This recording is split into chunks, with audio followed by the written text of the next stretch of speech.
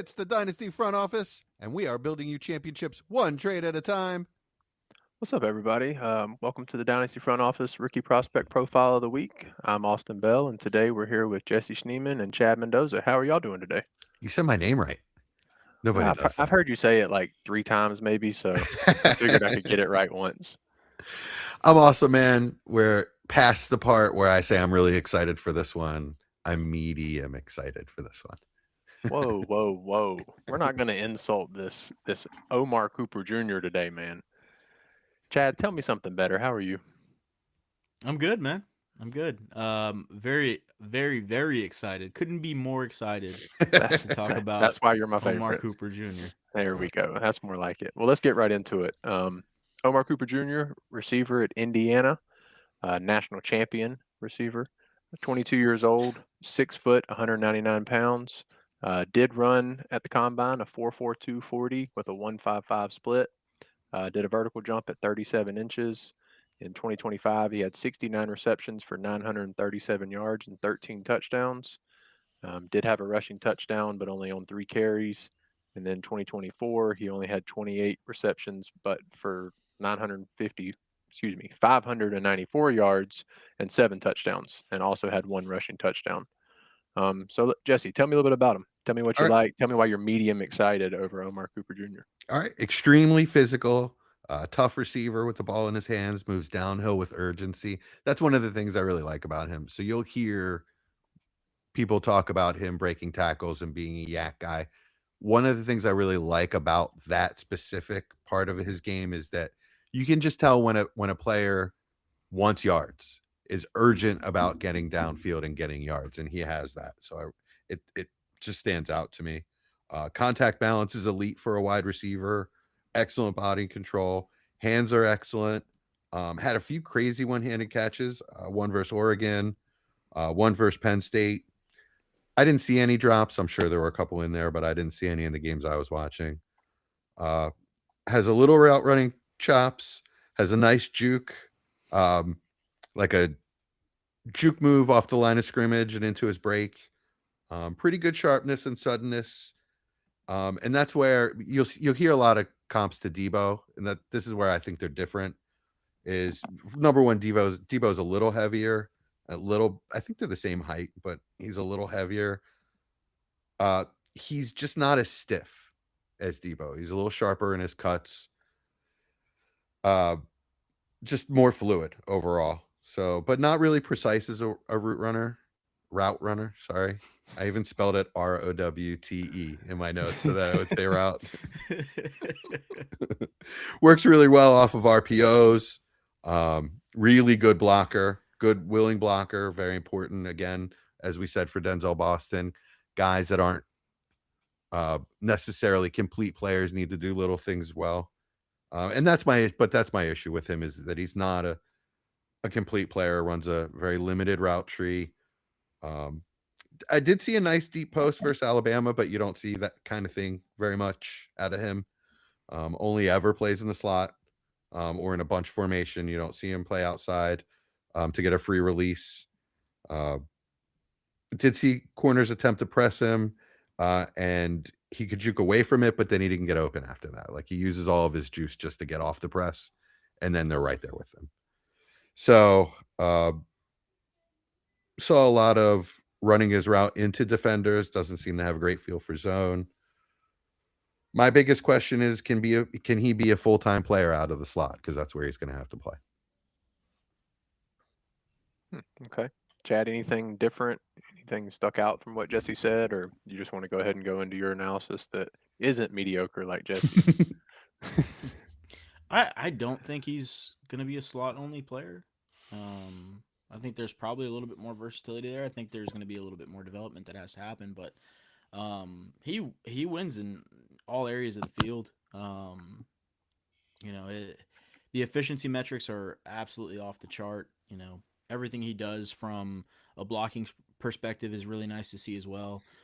I think he's going to be a kind of head down player, to start out in the NFL, and that gets you playing time. So even if he doesn't get the draft capital that we kind of want from him, which is back in first round, at least for me, maybe early second round, then let's say he slides down to the back end of the second or even early third, which I think is probably unlikely, but let's just say it happens. I think with the kind of player he is, he's going to find himself on the field more likely than not, pretty early on.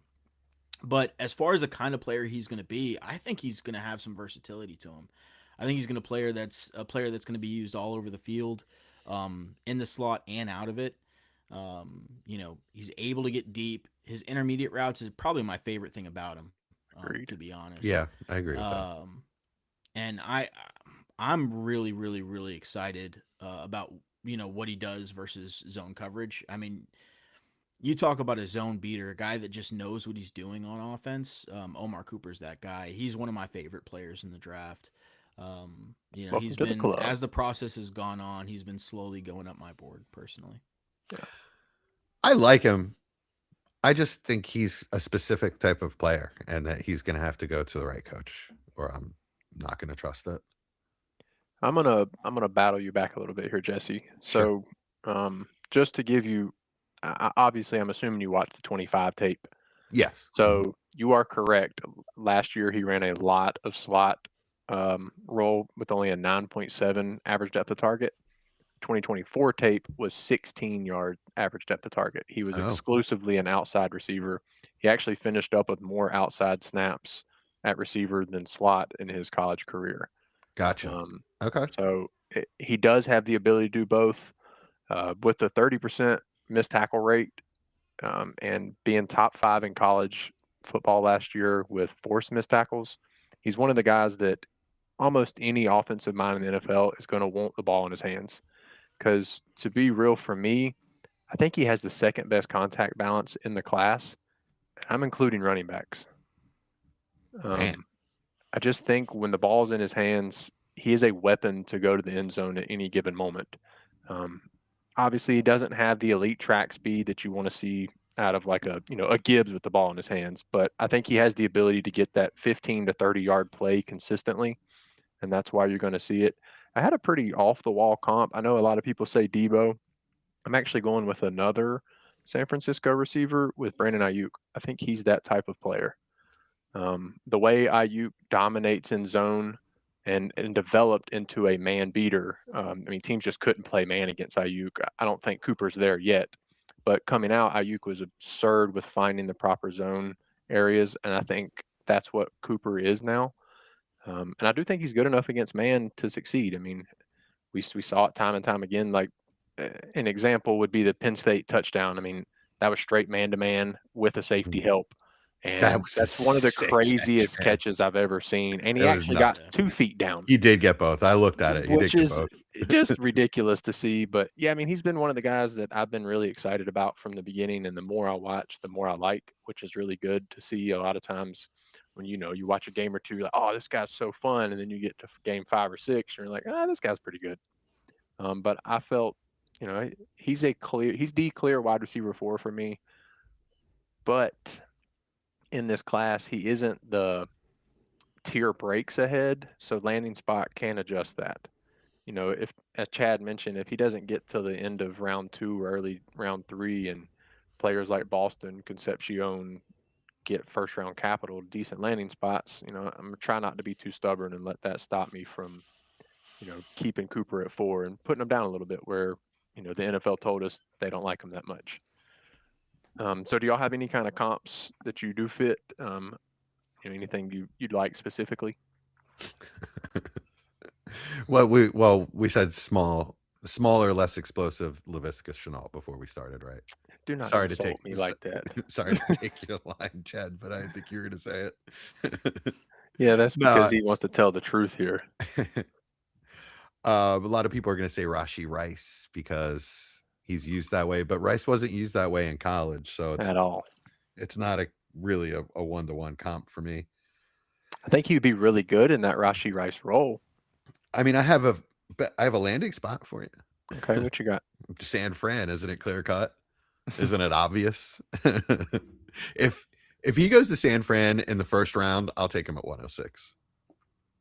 Yeah, it's going to be hard not to. You want to hear something crazy? Of course. Daniel Jeremiah has him as his 19th rated prospect above Jordan Tyson. I mean, I think he's the real deal. I think that might be a little much, and he I Dana don't see Jeremiah that. should know more than me, but I'm Sure. not high on Tyson. So I think they're closer than Tyson is to the other two guys. But that's me kind of factoring in health there, so I don't really want to get too deep into that with Omar Cooper. But yeah, I mean, I can see it. I think he's a very, very talented player. I just wanted to say one negative thing because I just touched on kind of the positives, but Yeah. the big negative for me is that I think sometimes he has an over reliance on his physical attributes in his game. And there's not like a ton of nuance to him as a player yet for me personally. But I think that's something that can be developed. I'm pretty high on him. Maybe not as high as Austin is, but pretty high on him. And the comp, and this is just a play style comp. It's not like like how I think he could be utilized in the NFL, not specifically like level of talent, but for me it's Hines Ward. Ooh. Nice. I do need to give my one negative, and that's I don't think he's a high point contested catch jump ball receiver. I don't think that's his game. I No, think he's he not. can That's win. not a negative though. That's a cop out. That's No, just like it's I just don't not think his he's a style. contested catch receiver. I mean, that's just like I Yeah. don't think Denzel Boston's a burner. I mean, that's kind of what I'm saying. Like I don't think he's that type of receiver. He was Yeah. 7 for I 14 don't think that's this a year, knock so no. though. I don't think that's a knock. It's just not his game.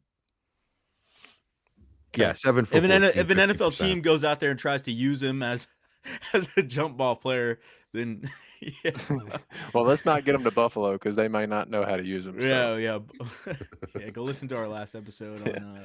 on their deployment of Keon Coleman. If they go out there and they're like, "Well, we missed on Keon Coleman, but Omar Cooper Jr. is what we wanted Keon Coleman to be," then we're gonna have some issues. How high would y'all have him in last year's class? Is he behind Egbuka and Golden for y'all? Behind Egbuka, above. Yeah, probably above Golden, slightly above Golden. So out of the tier 2 receivers we've covered, he's my favorite, I think. I'd have him behind both of those guys, but right in the same tier for me. All right. I think Clearly below Egbuka for me, but pretty close with Golden. I feel the same. I think him and Egbuka are similar for me, but Egbuka was definitely more polished coming out. I think I felt better about him landing anywhere and succeeding. Right. Yeah, that's my issue. That's my issue with Cooper. Landing spot is huge for him. Although he works well off of RPO, very well off of RPO. So Tennessee would be interesting. Like, I keep asking myself, would this player be good in Tennessee? That's kind of like, is he landing spot proof? Would he be good in Tennessee? Is sort of my question. I think Tennessee is going to be a pretty different from what we've seen from them lately. Yes. I mean, I think completely different. They're going to need weapons, though. Yeah, that's their issue. Well, yeah, of course they're going to need players, but I think Dayball's offense is pretty player friendly. Maybe not, initially, but I think they're going to be a pretty pass happy offense. So if he does go to Tennessee, I'd be fairly excited. I think you're going to see a ton of RPO with Dayball in Tennessee. I'm cool with that. You think they're going to run a ton of RPO with Cam Ward? Mm-hmm. I do. That would be definitely interesting. Yeah. I hope not. I mean, he's not like a dynamic runner, so it's going to be a different look, but I do think they're going to run it. Okay. Well, I hope not as well. But Jesse, you said you'd be comfortable up to the 106. Chad, where are you at in rookie drafts? Let's assume he gets late first or early second round capital. Late first, early second. Probably 108 is where I'd have him. 108, 109. Okay. Yeah. He's probably going to end up being a little bit above consensus, I think. I'm curious to see where consensus ends up because as much as I like him, to be honest, here in a what we would call a normal rookie draft, I think he's an early second. Yeah, I think agree. he's that talent of player. I mean, I'm a huge fan of him in this class, but I think you're normally looking at like the 201 to 204 kind of range for this type of player. So, you know, It's really it's going to gonna depend on the running backs with these guys, and then of course, like the draft capital is big, Yeah. but the running backs are going to be huge if we get, you know, 2 running backs with first round capital, or get 2 or one with first round, one with early second, and or 2 with second round capital. Period. Then you know, it's going to be really interesting because 3 running backs could potentially be going in the first and pushing down some wide receivers because the class is just loaded. Yeah, that would with be wide exciting. receivers. Sure. Yeah, I can see that. Yeah, I would definitely enjoy that a lot more. Cool. Anything else, guys, on Omar Cooper Jr.? Let's just empty the notes. I did just look it over. No, I think that's it. You know, my biggest concern, you know, like I said, is he's not a complete receiver. He's not a precise player. So a little more polish. It really, actually, I'm gonna have to go back and look at 24 tape now. Now that you said that, because that was my biggest criticism, is that I thought he was a slot only player because that's all I saw him do. Yeah, with them having Becker and Surratt last year, they didn't have to have him on the outside. Mm-hmm. So that's why they played him on the inside so he could see the field consistently. Yeah, that makes sense with Surratt. He's huge. Yeah, and Becker's probably the best receiver on the team. So Right on. cool. All right, guys. Well, this is Dynasty Front Office rookie prospect profile for Omar Cooper Jr. Tune in next week for Ty Simpson and Mike Washington. Ladies and gentlemen, welcome to the front office. The lights are low, the boards are lit, and the dynasty clock is ticking. From the heart of the startup draft to the championship throne, one crew rules the long game. Give it up for the undisputed architects of empire, Dynasty